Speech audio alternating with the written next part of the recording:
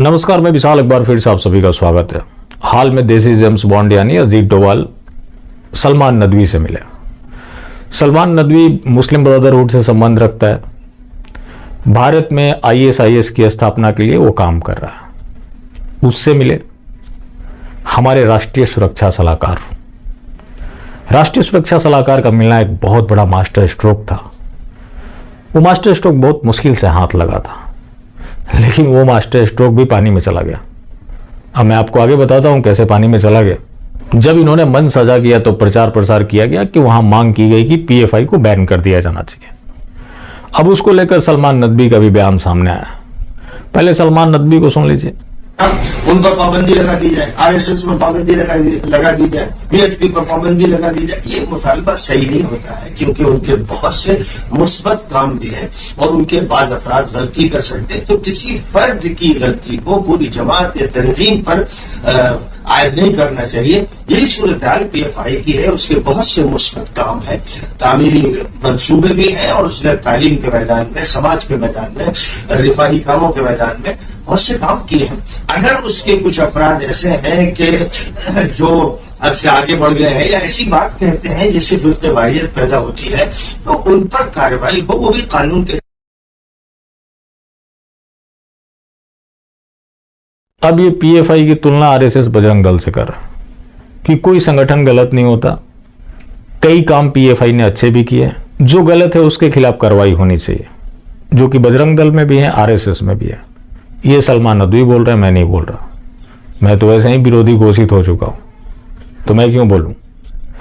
ये तो सलमान नदवी बोल रहे हैं। हो सकता है कि इसके पीछे एक लॉजिक हो, सेम डीएनए। जब डीएनए एक है तो क्या फर्क पड़ता है कि वो पीएफआई में है, आरएसएस में है, बजरंग दल में। ये तो मोहन भागवत और सलमान नदवी बता सकते हैं। मोहन भागवत को बताना पड़ेगा कि डीएनए कैसे उन्होंने मैच कराया, कौन सा रिसर्च सेंटर है उनके पास। वैसे कहा जाता है कि विश्व का सबसे बड़ा डीएनए रिसर्च सेंटर नागपुर में है, जिसे आरएसएस मुख्यालय कहा जाता है। अब सलमान नदवी ने इस तरह की जो तुलना की, वो क्यों की, ये सलमान नदवी को बताना पड़ेगा। अब अजीत डोभाल का ऐसे लोगों के साथ मिलना जिनके कट्टरपंथी सोच है और इनसे कट्टरपंथ को पराजित करने की उम्मीद करना, वहां पे मांग भी की गई किसी भी देवी देवताओं का अपमान नहीं होना चाहिए। सरतन से जुदा गैर मजहबी है, लेकिन जिनका सरतन से जुदा हुआ उसके ऊपर कोई चर्चा नहीं हुई। फिर भी इसे बहुत बड़ा मास्टर स्ट्रोक बताया गया। वो मास्टर स्ट्रोक भी पानी में चला गया। अब सलमान नदवी ने बयान दे दिया, कुछ रुक कर ही देना था। अब लोग खुश हो ही रहे थे तो कुछ दिन और खुश होने देना चाहिए था, लेकिन सलमान नदवी ने पूरा भंडाफोड़ कर दिया। और वैसे भी अजीत डोभाल तो जाने ही जाता है। जहां जाते हैं मजहबी गतिविधि को रोकने के लिए, परिणाम जो सामने आते हैं कि मजहबी गतिविधि बढ़ जाती है। अब राष्ट्रीय सुरक्षा सलाहकार ऐसे लोगों के साथ मिलकर कट्टरपंथ को पराजित करेगा। ठीक वैसे ही जैसे कोई बहुत सख्त पुलिस वाला हो, वो डकैतों की मीटिंग बुलाए और बोले कि अब मैं चोरी बंद करवाऊंगा। किन के सहारे?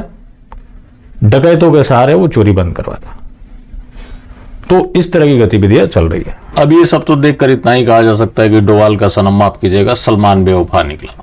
बाकी जिंदा रहे तो फिर मिलेंगे और मिलते रहेंगे तो जिंदा रहेंगे। मिलना जुलना जारी रखें, लेकिन हाँ, मास्टर स्ट्रोक वादी बिल्कुल भी ना हो।